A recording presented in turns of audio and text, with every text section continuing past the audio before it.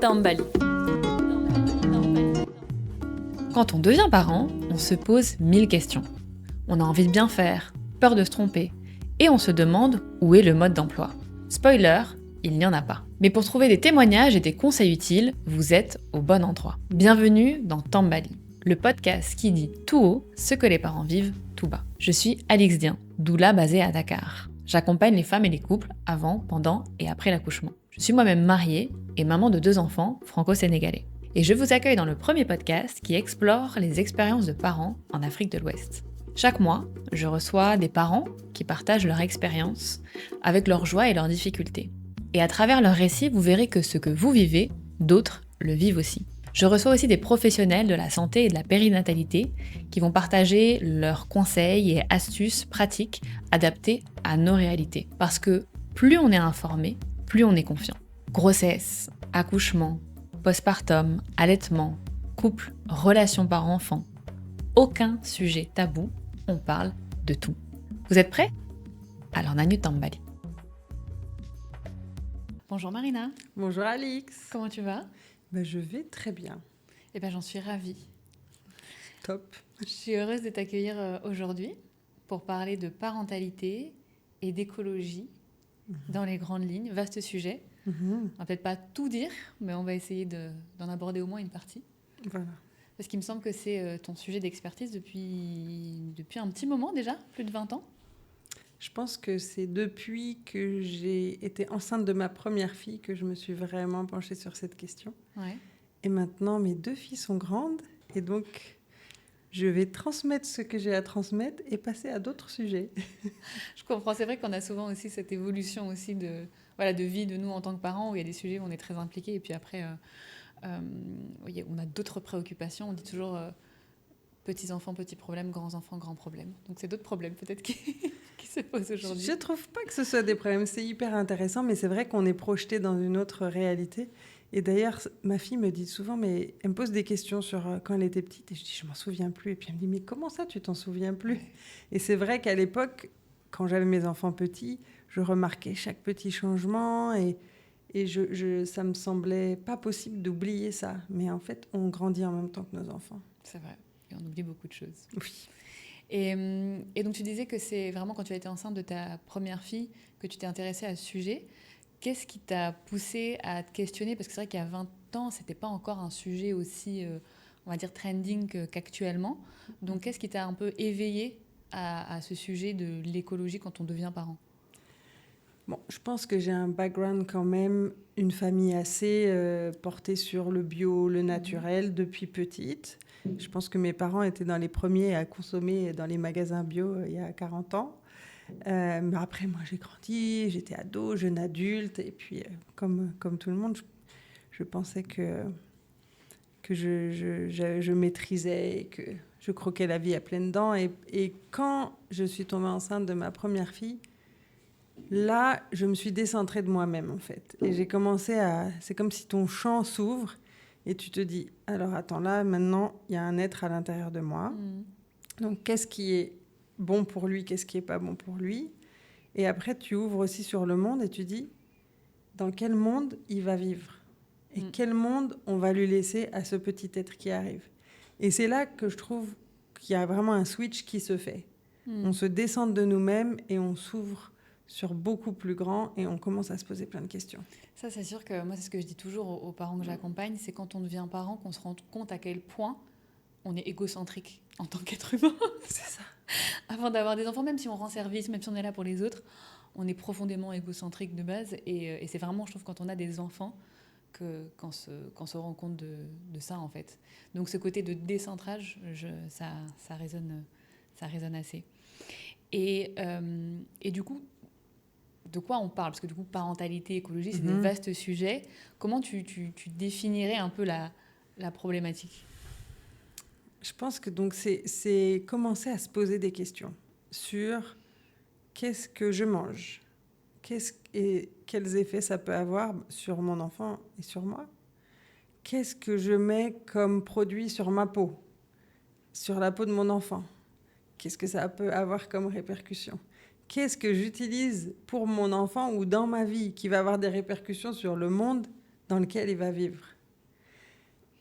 Donc moi, je pense que ça a commencé par la nourriture.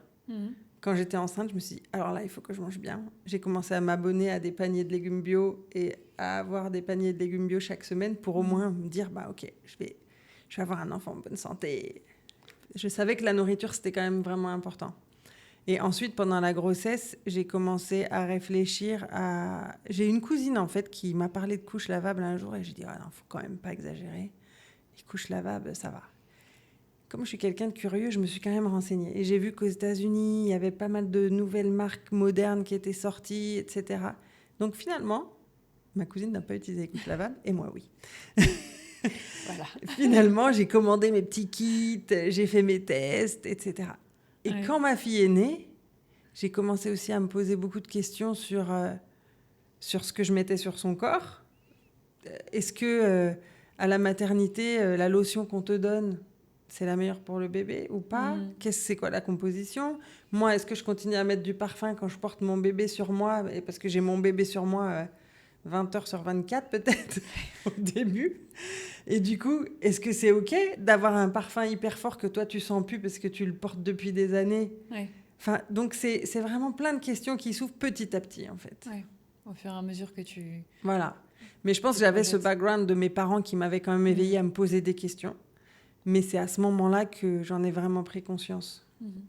Et est-ce que tu as l'impression qu'il y a une évolution justement dans la réflexion des parents, que ces sujets deviennent plus au cœur des préoccupations, globalement ?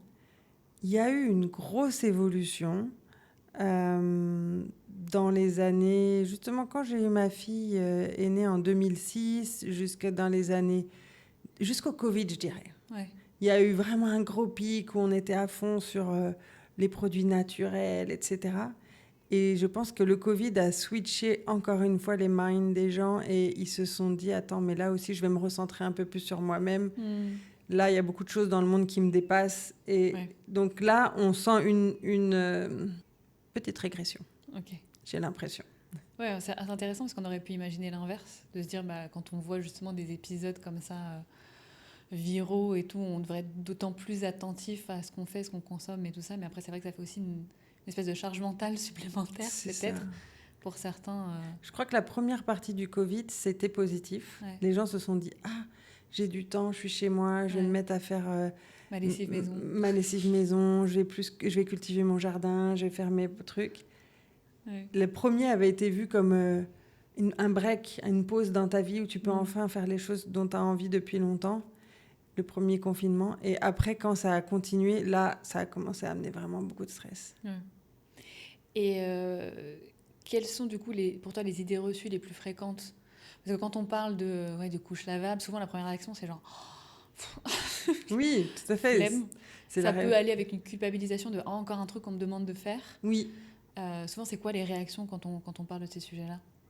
Je pense que c'est les réactions qu'on a tous a priori et que j'ai eu moi quand j'en ai entendu parler. C'est bon, faut pas exagérer, c'est plus l'âge des grands-mères, etc. Oui, en fait, le jetable, c'est la modernité, c'est l'évolution. C'est ça, et c'est ce que nous ont vendu aussi les grandes marques. Le jetable, c'est la modernité, c'est la libération de la femme. Et moi, j'avais l'habitude de dire, quand j'avais ce magasin à Paris, là, la libération de la femme, c'est la machine à laver et le fait que les hommes savent aussi utiliser les machines à laver. Que les hommes savent aussi. Je dis les hommes, là, ils savent faire des tableaux croisés dynamiques sur Excel. Ils vont pas me dire qu'ils savent pas appuyer sur 2 boutons sur la machine à laver. J'ai la même réaction quand on me dit je sais pas changer une couche. À partir du moment où tu as un cerveau et 2 mains, normalement tu peux savoir changer. C'est ça, ça marche très bien. Donc, pour moi, la machine à laver, c'est une révolution incroyable et ça permet de libérer du temps, du vrai temps. Et pour moi, c'est un mensonge de dire, tiens, des produits jetables, plein de plastique et de produits chimiques sur la peau de ton enfant, 24 heures sur 24 pendant 2 ans et demi, c'est une révolution. Je crois pas. Et justement, pourquoi ces premières années de vie du bébé, c'est particulièrement sensible par rapport à tout ce qui est exposition à certaines matières, substances. En fait, c'est ça, moi, qui était contradictoire pour moi. On me disait, alors, attention... la peau du bébé, elle est, alors j'ai plus le chiffre, mais genre 10 fois plus perméable que la peau d'un adulte à toutes les substances qui rentrent en contact avec elle. Et par ailleurs, on te vend plein de produits hyper parfumés, des couches pleines de produits chimiques. Tu te dis, attendez les gars, c'est quoi en fait ? Donc c'est là où je me disais, non, faut faire attention. Et tu vois un petit être humain qui naît, il a l'odorat qui est en train de se former. Imagine, et toi tu te parfumes. Moi, ça m'avait interpellée quand je laissais ma fille chez la nourrice et je la récupérais. Et elle sentait le parfum, et puis le parfum. Parce que c'était d'ailleurs le papa de la famille qui se parfumait beaucoup. C'était un homme adorable, hyper gentil. Puis il prenait souvent les enfants, mais sauf qu'il mettait beaucoup trop de parfum pour un bébé. Et du coup, c'est dommage d'abîmer dès tout petit leur odorat avec ces choses-là. On voit la pollution dans une ville comme Dakar, par exemple. Les enfants, ils ont tous, quand on les ausculte, ils ont tous des gorges rouges et irritées à cause de la pollution. Donc peut-être on ne va pas en rajouter. C'est ça, c'est-à-dire essayons de préserver et donnons-leur le temps de grandir tranquillement en leur grillant pas tout ça dès le début, quoi. Oui, sachant qu'effectivement, il y a des facteurs externes sur lesquels on peut difficilement influer, comme la pollution. C'est ça. Donc peut-être essayer de faire en sorte qu'au sein du foyer, on limite, on va dire, les agressions extérieures. C'est ça, on n'a plus idée de fumer avec un bébé dans une pièce. Même là, j'ai un neveu qui a eu un bébé il n'y a pas longtemps ici, et j'étais chez lui, et il ne voulait pas qu'on mette le tchouraï dans la pièce où il y avait le bébé. C'est pareil, en fait. Et c'est un bon réflexe, parce qu'il faut faire attention à cette fumée, etc. Et c'est un bon réflexe, mais c'est pareil pour tout. Pour ce qu'on mange, pour ce qu'on lui donne à manger, et même etc. pour la façon dont on prend soin de l'intérieur, mais le Madaro Javel, c'est ça, ou le Yotox. Moi, je me dis, il vaut mieux 3 moustiques que le Yotox. Le Yotox est fait pour quoi ? Donc, je ne devrais pas dire un nom de marque, mais en tout cas, l'insecticide, c'est fait pour quoi ? C'est fait pour tuer. C'est fait pour tuer les insectes. Donc, à quel moment on pense qu'à nous, ça ne nous fait rien ? C'est forcé que ça nous fasse quelque chose. Ça ne va pas nous tuer d'un coup, mais à force, ça peut créer quand même beaucoup de maladies. Et du coup, on comprend le bénéfice pour les bébés, ce que tu viens d'expliquer, etc. Et pour un parent qui débute, on va dire, qui a peut-être, ça lui paraît un grand chantier de tout changer, quels sont, selon toi, peut-être les premiers changements ou les premières choses à mettre en place si on veut être dans une démarche un peu plus consciente vis-à-vis de la santé de son bébé déjà et de l'environnement au sens large ensuite ? Alors, je pense qu'effectivement, la nourriture, déjà au moment de la grossesse, de faire attention à manger des légumes, des fruits, de faire attention à manger peut-être un peu moins transformé. Donc, au Sénégal, quand même, on a la chance de manger beaucoup de la cuisine maison. Donc, ça, c'est très bien. Juste faisons attention au taux de sucre, de sel, de l'huile, etc. Mais commençons déjà à prendre des habitudes alimentaires qui vont déjà nous renforcer, nous, en tant que maman, et qui vont aussi permettre au bébé d'arriver avec un capital un peu plus costaud. Quand le bébé arrive, pour moi, c'est se dire, déjà, le parfum, j'en ai parlé, mais vraiment, il ne faut pas porter de parfum pour moi. Je pense que ce qu'on peut changer rapidement... Alors, les couches, moi, c'est vrai que c'est un de mes sujets. Donc, les couches lavables, finalement, j'ai découvert que c'était simple à utiliser, qu'il y avait des formes modernes de couches lavables qui étaient très faciles à utiliser et que finalement, on lave nos vêtements. Et pourquoi on ne lave pas des couches ? Et nous, après, quand on est adulte, on lave nos sous-vêtements, on ne met pas des sous-vêtements jetables. Donc, pourquoi chez les enfants, on mettrait des sous-vêtements jetables ? Donc, mais par contre, ce que je dis toujours, c'est que toutes ces choses-là, ce n'est pas une religion. On peut alterner. Et s'il y a des semaines, on est fatigué, on est épuisé, on a des invités à la maison et qu'on ne veut pas avoir d'autres choses à gérer, on peut mettre en pause. On peut faire une pause. On peut se dire, là, cette semaine, non. Cette semaine, je prends mes couches à jeter et je réfléchis moins. J'utilise des petits pots. On a des bonnes marques maintenant de petits pots sénégalais dans les supermarchés. Utilisons ça, mais pas au quotidien. On va se dire, quand je suis tranquille chez moi, j'utilise les produits qui sont plus adaptés. Donc, je peux utiliser les couches lavables au moins à la maison, quand je suis en forme. Les petits pots pour bébé, je peux les garder pour dehors, pour les voyages ou pour les jours où j'ai pas le temps. Mais sinon, essayons de cuisiner à la maison. Évitons tous les petits chips et tout qu'on trouve maintenant beaucoup dans les boutiques, ou les purées. J'ai vu beaucoup de mamans qui donnent maintenant des purées en poudre qu'on achète dans les boutiques. Là. Et ça, c'est vraiment dommage de donner ça à un bébé parce qu'il n'y a pas du tout de nutriments là-dedans. Ouais. Donc, je trouve que ça, c'est les premières choses qui sont assez faciles à faire. Et puis, après, faire attention aussi à ce qu'on met sur la peau du bébé. Encore une fois, la peau du bébé est très perméable. Revenir à la simplicité. Le bébé, c'est pas un top modèle. Ouais. Mettons-lui des habits dans lesquels il est confortable. Laissons tomber les petits jeans slim pour un bébé. Non, il peut pas bouger avec ça.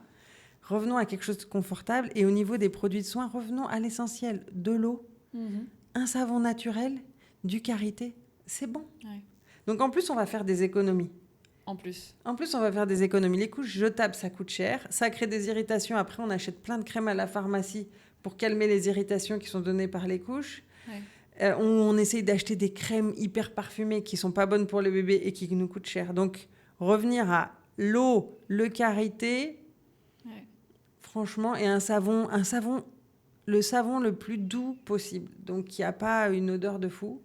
Et c'est nickel. Mais c'est vrai que c'est le marketing comme sur tout, mais sur ces produits-là aussi, moi, ça m'étonne toujours qu'on nous vende des gammes bébés parfumées. Mais oui. C'est un peu lunaire. En fait, c'est pour faire plaisir aux adultes. Mais... C'est pour faire les parfums pour bébé. Un bébé, ça sent le bébé, ça sent le lait, enfin, ça a une odeur de bébé. Ça n'a pas besoin d'être parfumé.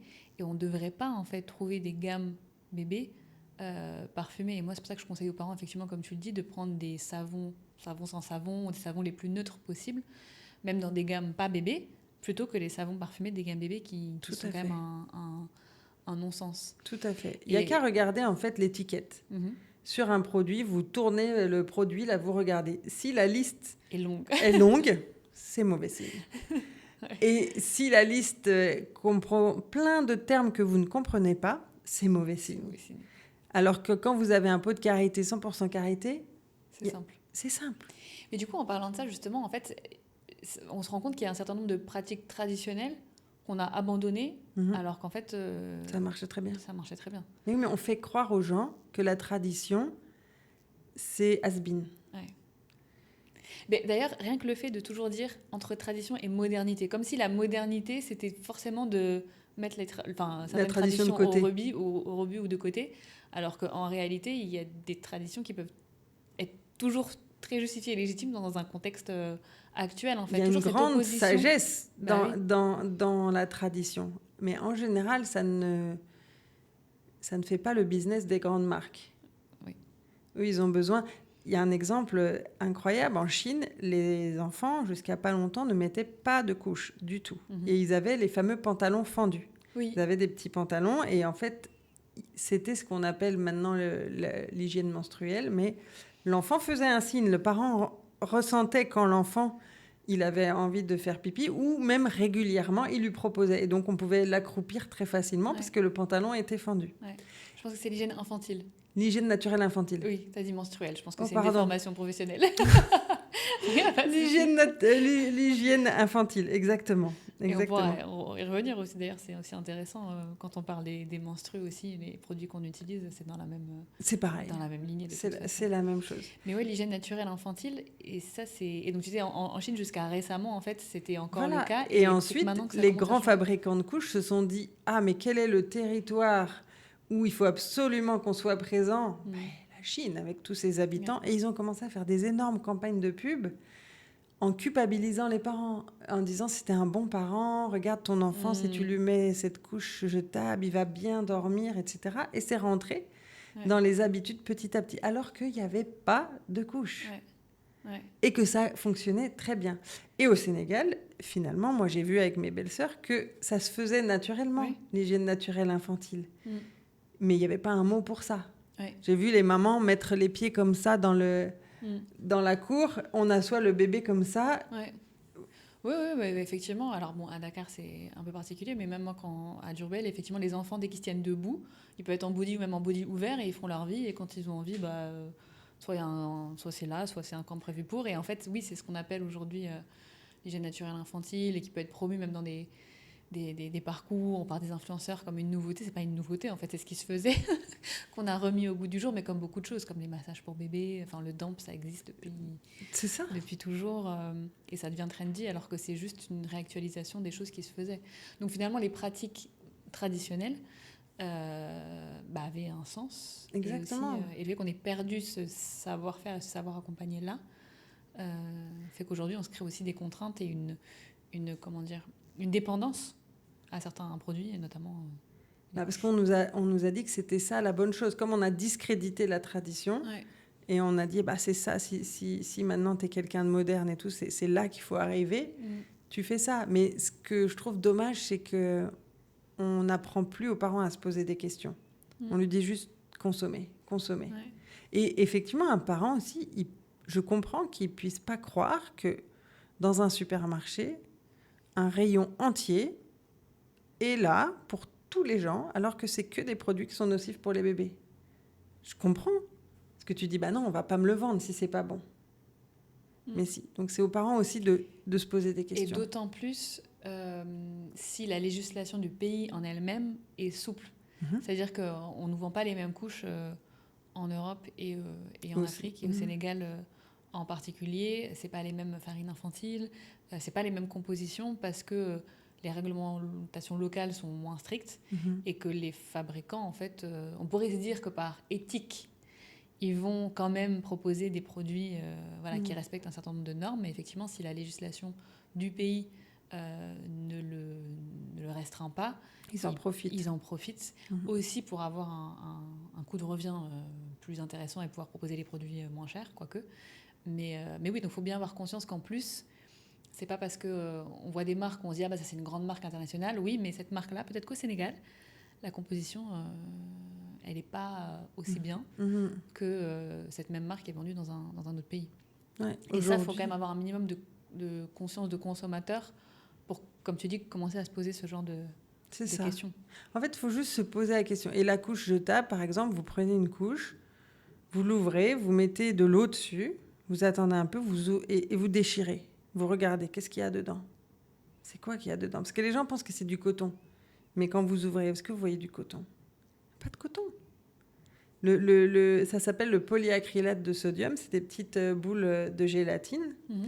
C'est une poudre au départ. Et dès qu'on met du liquide, quel que soit le liquide dessus, ça absorbe jusqu'à 80 fois son volume en liquide. Et c'est pour ça qu'après, ça devient des petites boules de gélatine.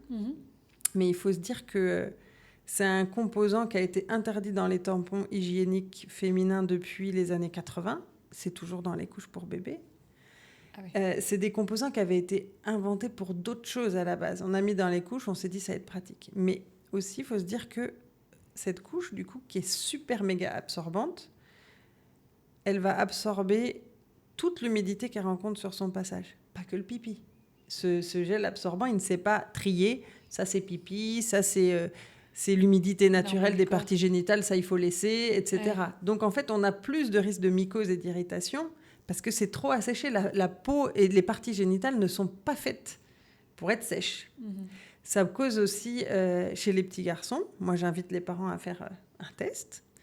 Un petit garçon avec la couche jetable, au bout de 2-3 heures, vous regardez les testicules. Un petit garçon avec la couche lavable, au bout de 2-3 heures, vous regardez les testicules. Ouais. Vous allez voir une énorme différence. Ouais. Avec la couche jetable, les testicules vont avoir changé de couleur et elles vont être beaucoup plus dures.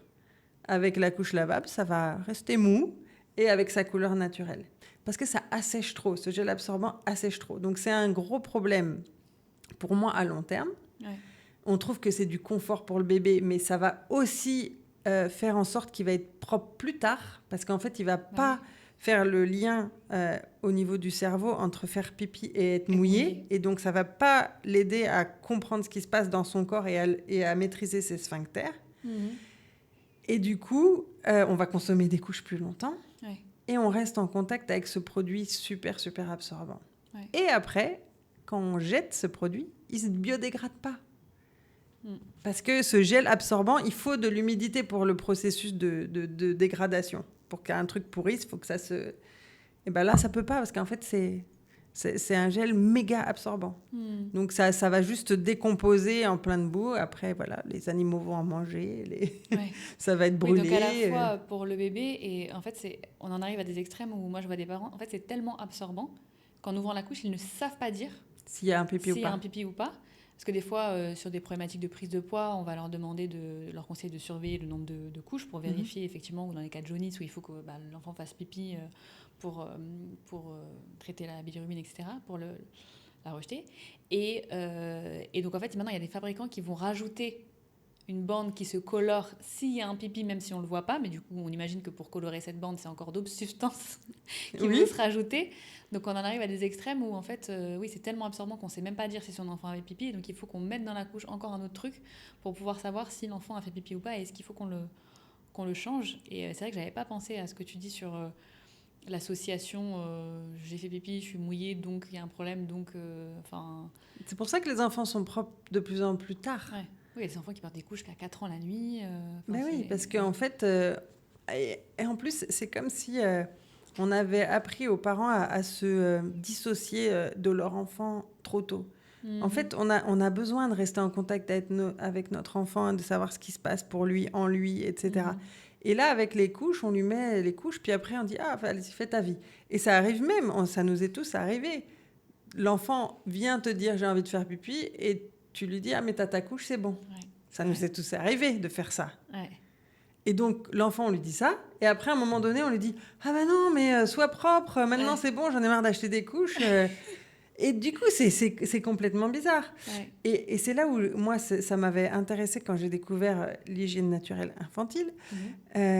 C'est qu'en fait, il t'explique que l'enfant montre physiquement quand il a envie de faire pipi ou caca. Même dès tout petit ? En fait, il a des mimiques. Ouais. Parce que nous, adultes, on a des sensations dans notre corps. C'est des sensations différentes en plus. Ouais. Et ça nous fait des sensations. Et puis même, on peut, du coup, je peux te dire, Alix, ça va ? Et tu peux dire, j'ai envie d'aller aux toilettes. Et je l'ai vu sur ton visage. Ouais. Sans que tu aies voulu me le montrer. Les enfants, ils le font naturellement. Ouais. Ils expriment quand ils ont faim, ils expriment quand ils sont fatigués, ils expriment quand ils ont mal, ils expriment quand ils ont envie de faire pipi, ils expriment quand ils ont envie de faire caca. Mais c'est des signaux qu'ils font.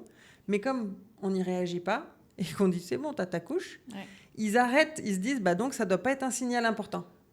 Ils arrêtent de faire ces signaux, ils arrêtent de se dire que c'est quelque chose qui a cette chose qui se passe dans son corps qui est importante, ils laissent faire. Et après, à un moment donné, le parent dit bon alors maintenant ça y est, tu vas à l'école, il faut enlever la couche.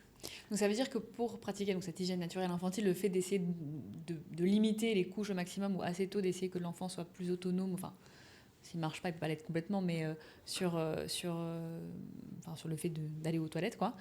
Est-ce que c'est, par exemple, d'apprendre justement à repérer ces signes ? Est-ce que c'est à des heures ? J'ai déjà entendu qu'aussi, sinon, il y avait des heures un peu fixes où on pouvait essayer de le mettre sur le pot, ou parce qu'on sait qu'il a mangé à telle heure, et que donc, en général, à peu près, il fait, je sais pas, à telle heure, etc. En termes des recommandations un peu simples pour ceux qui voudraient s'y essayer. En général, quand je parle aux parents, ils savent à quel moment il y a le caca de la journée, etc. Et du coup, je leur dis, c'est simple. À ce moment-là, un peu avant ce moment-là, tu lui proposes, tu le mets au-dessus du pot. Donc, il y a une petite technique, c'est qu'il faut mettre le bébé dos à soi, en soulevant les jambes du bébé, et on le met au-dessus des toilettes, au-dessus du pot, au-dessus de ce qui est disponible à ce moment-là. Moi, ce que je faisais, pour que ce soit quand même simple dans ma vie quotidienne, parce qu'il y a des personnes qui pratiquent l'hygiène naturelle infantile qui ne mettent pas du tout de couche au bébé. Dans ma vie que j'avais à Paris, ça ne me semblait pas possible. Donc, ce que je faisais, c'est que je mettais des couches lavables, mais à chaque fois que je changeais la couche, avant de remettre une couche propre, je lui proposais. Donc, à chaque fois, je proposais avant de remettre la couche, et la plupart du temps, elle faisait. Donc, petite technique, on ouvre le robinet, parce que le bruit de l'eau, ça donne envie de faire pipi, ou je siffle. Siffler ou mettre l'eau, ça déclenche. L'eau, c'est bien, là. Même si c'est un sifflement un peu raté, ça marche. Okay. Ça marche. Donc, ça déclenche. La position facilite, le bruit déclenche. Et après, donc, parce que ça, quand ils sont tout bébés, tu décèles pas encore forcément les signes. Et après, au bout d'un moment, ma fille, elle tapait sur la jambe parce qu'elle avait vu que je répondais à ce signal-là. Ouais. Et quand elle tapait sur la jambe, ça pouvait être même au restaurant et tout, je la prenais, je l'emmenais aux toilettes, elle faisait pipi. Et en plus, ce que tu dis, c'est intéressant parce que ça paraît logique, mais quand tu dis, effectivement, avant de remettre la couche, proposer d'aller aux toilettes, on a tous vécu ça, ce moment où tu lui remets la couche et là... Exactement.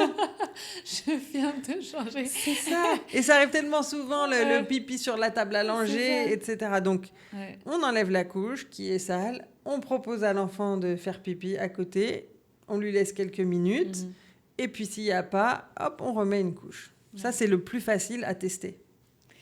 Et effectivement. Et donc, parce qu'on parle beaucoup des couches, parce que du coup, tu avais un magasin à Paris qui proposait toutes sortes de produits en lien avec ce thème-là. Et ici, au Sénégal, tu as une marque de couches lavables qui s'appelle Happy Afrique et qui fait aussi des protections hygiéniques voilà. menstruelles lavables. Et donc, quand tu es arrivée, est-ce que tu l'as identifié comme un besoin tout de suite parce que les couches lavables n'existaient pas? Parce qu'avant, on avait des morceaux de tissu en fait, qui servaient de couches. À quel moment tu as identifié que c'était du coup un besoin? Qu'est-ce qui t'a donné envie de lancer cette activité ici? En fait, c'était déjà il y a longtemps, quand on habitait encore à Paris avec mon mari qui est donc sénégalais. Une de ses sœurs a eu un bébé et je me suis dit, tiens, je vais lui envoyer un pack de couches lavables.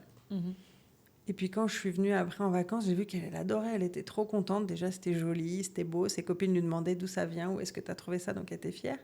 Et puis ça la rendait aussi très autonome, même si il n'y avait pas la dépense quotidienne qui arrivait, elle était autonome. Pas besoin d'acheter des crèmes, pas besoin de payer les ramasseurs de poubelles, il n'y avait pas de déchets. Donc en fait, j'ai vu sur elle que c'était vraiment intéressant. Et à ce moment-là, j'ai commencé à réfléchir. Je me suis dit, mais tiens, au Sénégal, il n'y a pas ça. Après, je me suis dit, les prix qui sont pratiqués sur ces produits-là, qui venaient beaucoup des États-Unis, ce sera inaccessible pour le Sénégal. Et du coup, de fil en aiguille, on a fait une marque. Est-ce que tu peux nous montrer concrètement, du coup, comment ça marche? Parce que je pense que tout le monde ne sait pas comment marche une couche. On a l'impression qu'il faut laver toute la couche. Mais en fait, non. C'est ça.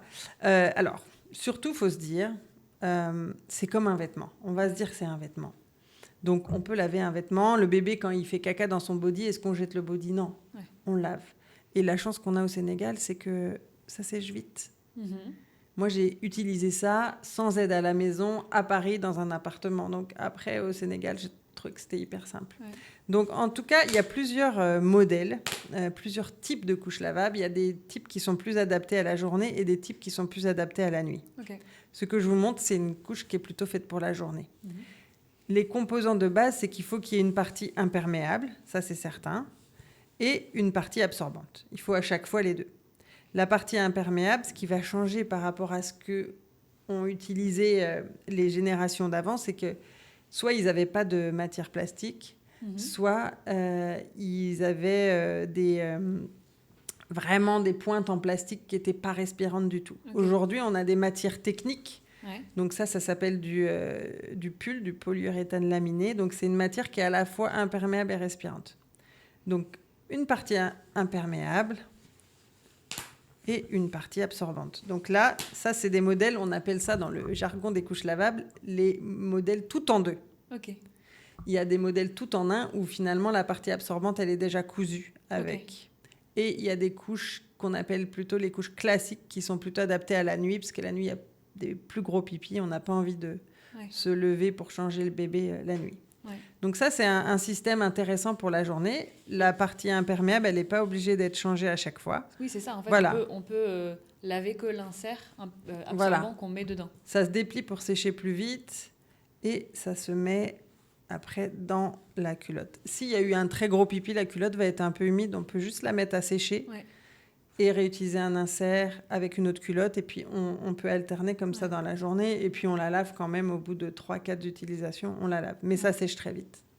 Et je sais que j'ai des parents qui utilisaient ces couches aussi et qui me disaient l'autre avantage ici, c'est qu'il y a toujours des douchettes. Et que déjà, on peut enlever, on va dire, le plus gros avec la douchette et ensuite mettre après dans un cycle de lavage. Alors, je sais qu'il y en a qui ont une bassine, ils mettent les inserts de la journée et le soir, ils font tourner une lessive ou alors ils nettoient ou alors ils font laver. Tout à fait.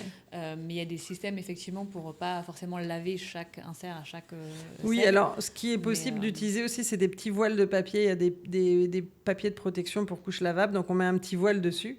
Et comme ça, on peut prendre ça et jeter avec l'aisselle. Mais c'est vrai que la douchette, ça fonctionne super bien. On va juste prendre là, on met un petit coup de douchette au-dessus des toilettes, ça se décolle et après le reste, on passe à la machine à laver.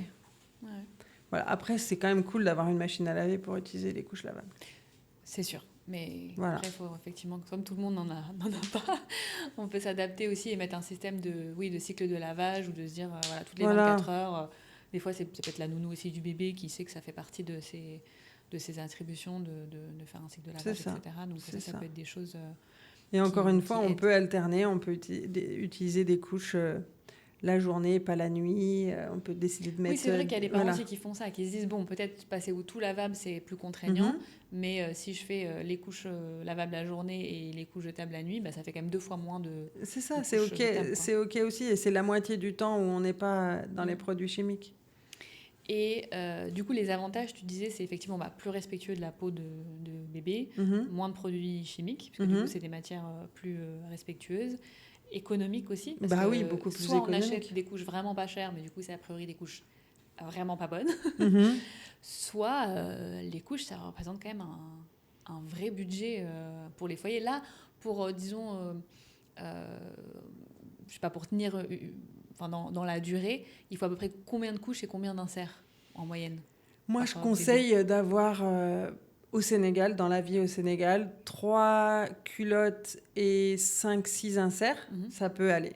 Et du coup, une culotte, en termes de taille, en plus, c'est assez... Elles sont évolutives, voilà. Donc, il existe 3 tailles, mais en général, la toute petite taille, la taille 1, elle ne sert pas, sauf sur des tout petits bébés. Ouais. Donc, juste avec la taille 2 et 3. Donc, 3 culottes en taille 2, 3 culottes en taille 3. Les inserts, ils sont taille unique, donc on peut utiliser les mêmes. Ouais. Donc, en fait, on va s'en sortir avec même pas 100 000 francs au total d'investissement sur les 2 ans et demi, alors qu'avec des couches jetables, on est quasiment à 500 000 francs. Ouais. Donc, en fonction des couches qu'on... Voilà, sans compter qu'on a les crèmes qu'on peut utiliser pour calmer les rougeurs et tout ce qui est aussi... Parce que on trouve que parfois ça peut nous sembler fatigant de laver, mais en fait, au Sénégal, on lave toute la journée. Et c'est fatigant aussi de s'occuper d'aller acheter les couches, de les jeter, etc. Oui, clairement. Et on disait effectivement, et aussi les crèmes, parce que ce qu'on met pareil sur la peau du bébé, c'est aussi absorbé, quoi. Et c'est vrai que, par exemple, ce réflexe de mettre de la crème de change à chaque change, c'est pas censé, en fait. Les enfants sont pas censés avoir besoin d'une crème. Ils ont une peau comme nous, qui est censée se réguler naturellement. Et c'est là aussi, on l'évoquait tout à l'heure, où finalement, revenir au simple. Oui. Aujourd'hui, en termes de produits, par exemple, souvent, on va utiliser, quand on change la couche, soit des lingettes. Donc maintenant, on a des lingettes 99% d'eau, mais ça reste des lingettes. Du liniment, ou ça peut être d'autres produits. Toi, qu'est-ce que tu conseilles d'utiliser en priorité ? De l'eau. De l'eau, du savon doux et pareil, voilà, une crème hydratante naturelle. Après, chaque fabricant va vous dire, donc le karité, on sait que ça passe. Il y a plein d'huiles au Sénégal qu'on peut aussi utiliser. Il faut hydrater la peau du bébé. Mais c'est effectivement, si on utilise des couches jetables et puis après, la crème pour le change, on la met à chaque change, c'est parce qu'en fait, on essaye d'isoler les fesses du bébé de la couche. Autant ne pas utiliser la couche et il n'y aura pas besoin d'isoler les fesses du bébé de la couche. Donc, je pense que juste de l'eau et à la place des lingettes jetables, c'est pareil, on a des petites lingettes lavables qui sont très bien. Ça peut être un gant de toilette, mais il y a des lingettes lavables très bien. Parce que c'est pareil, c'est encore une fois, posez-vous la question. Souvent, moi, quand je vois des mamans utiliser les lingettes jetables, le premier réflexe après les avoir utilisées, c'est d'aller se laver les mains. Ouais. Parce que c'est poisseux, c'est collant. Vous avez déjà remarqué ça ? Ouais. Et donc, vous voulez laisser sur votre enfant cette impression poisseuse, collante, que vous avez sur vos mains, que vous ne supportez pas sur vos mains. Et comment expliquer que ça va rester... Vous avez 100 lingettes dans un paquet en plastique, ça va rester des mois sans pourrir et c'est humide. Est-ce que c'est normal ? Que de l'eau. Est-ce que c'est vraiment que de l'eau ? Est-ce que ça vous paraît logique ? Ouais, c'est vrai. Et donc, on peut juste avoir une bouteille d'eau dans son sac et des petites lingettes en tissu. Ouais. Et puis, vous pouvez les faire vous-même. Ici, il y a des tailleurs de partout. Vous prenez une serviette de bain qui est un peu usée, vous la coupez en petits carrés, vous faites le surjet autour, c'est fini. Mais je pense que déjà ça, c'est plus dans les mentalités, parce qu'ici, on se lave à l'eau de Oui, manière générale de quand on toute va façon. aux toilettes, ce qui n'est pas forcément le cas en Europe à l'heure actuelle. Mais ce réflexe en fait de laver à l'eau, ou même quand le bébé est suffisamment, enfin, qu'on se sent suffisamment à l'aise, de le mettre sous le robinet en fait. Oui. Moi, je prenais ma fille au champ, je passe sous le robinet, on nettoie, on hydrate s'il y a besoin, pas à chaque change non plus, et on referme la couche et c'est bon. Et pareil, de se dire, bah oui, les lingettes, si on sort et que, voilà, à la limite, c'est plus pratique, etc., de temps en temps, pourquoi pas. Mais de se dire, à la maison, finalement, même le liniment, qui est encore gras, alors on dit que c'est naturel, c'est à base d'huile d'olive, etc., mais finalement, c'est pas forcément nécessaire. Et puis, c'est pas très local, en fait. L'huile d'olive au Sénégal, on n'en produit pas. Donc, voilà, trouvons les produits locaux qui vont hydrater. Et il n'y a pas besoin de mettre à chaque fois, à chaque change. En général, ici, on donne un bain au bébé au moins une fois par jour. Donc, en fait, on peut se dire que la crème hydratante, on la met après le bain tous les jours et normalement, ça suffit. Parce que l'autre problème de la couche jetable, comme ça coûte cher, on est dans l'économie. On se dit ça va tenir encore. Et on voit des enfants qui restent toute la journée avec leur couche qui devient toute grosse, etc. Et là, c'est catastrophique. En fait, c'est l'effet inverse de ce qu'on voudrait.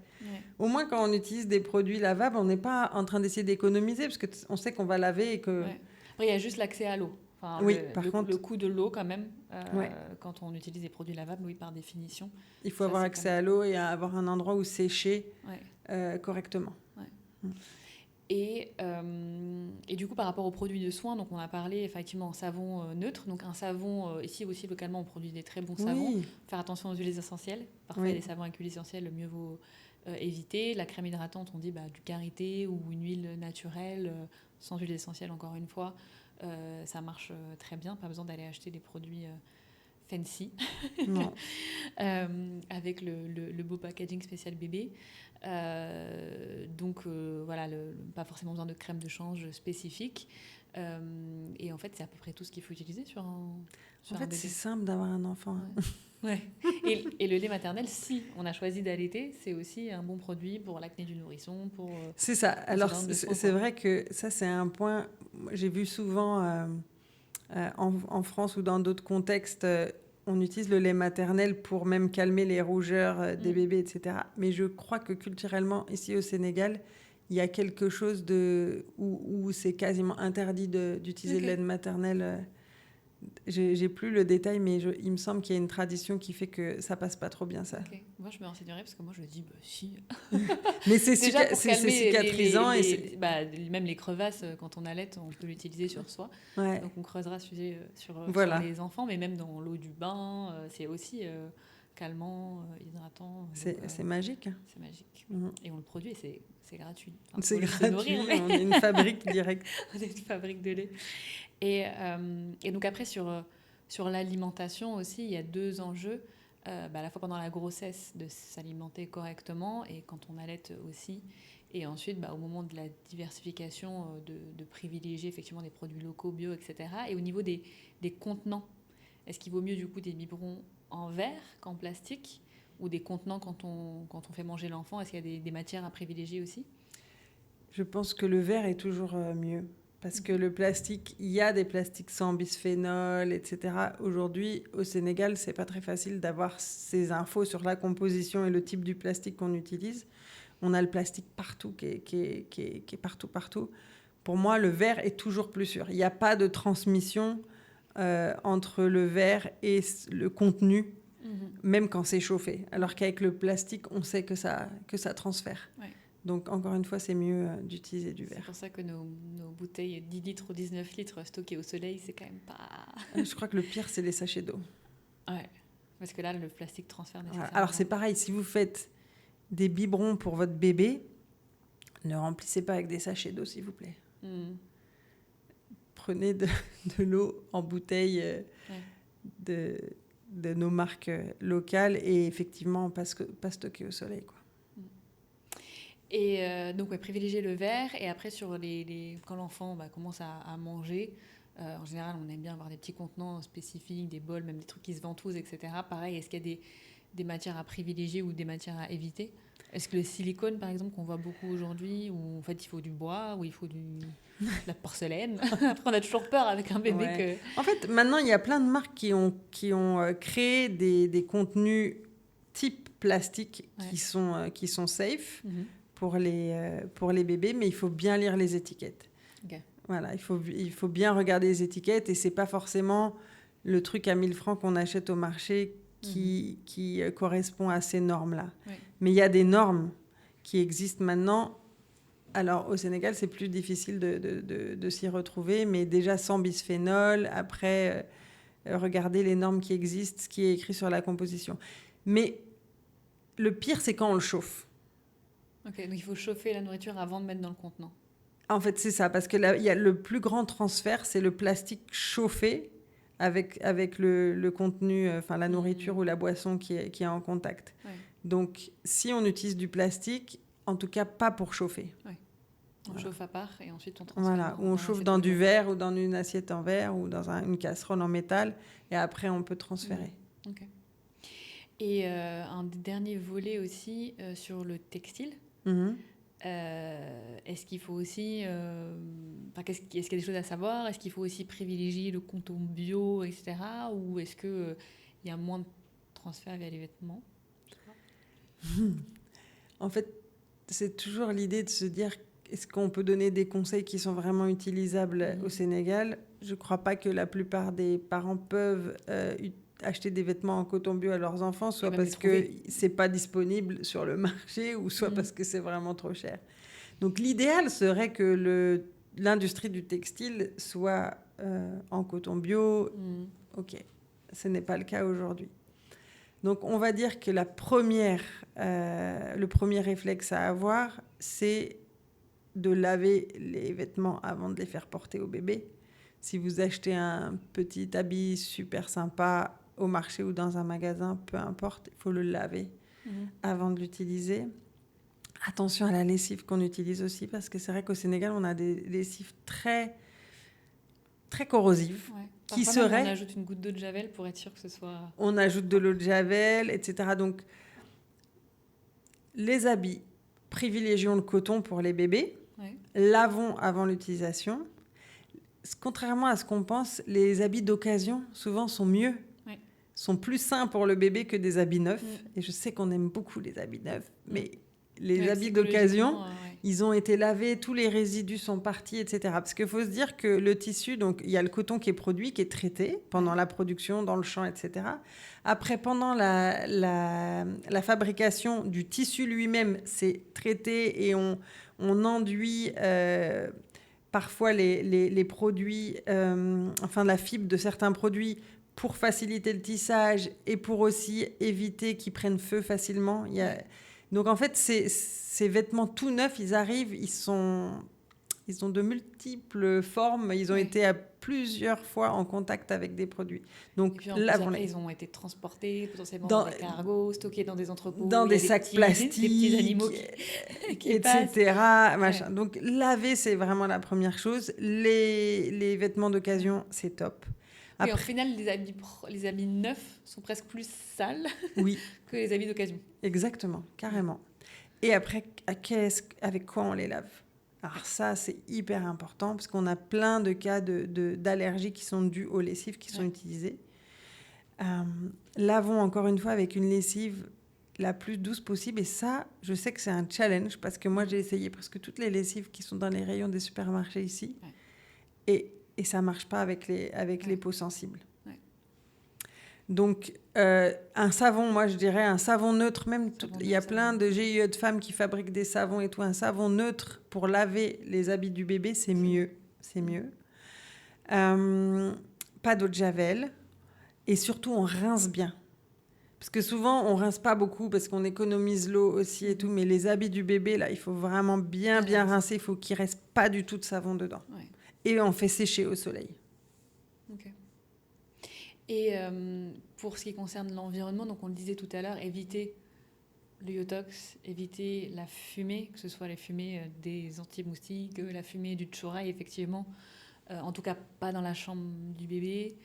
Dans la pièce, idéalement, quand le bébé y est, peut-être le sortir, de bien aérer. Alors, en période de poussière, on fait quand même attention, mais souvent nos intérieurs sont plus pollués que l'extérieur à cause de tous les produits ménagers qu'on utilise, limiter l'utilisation d'eau de javel. Il y a de plus en plus de marques de produits écologiques en termes aussi de ménage qu'on peut aussi privilégier quand on a des enfants, si c'est accessible.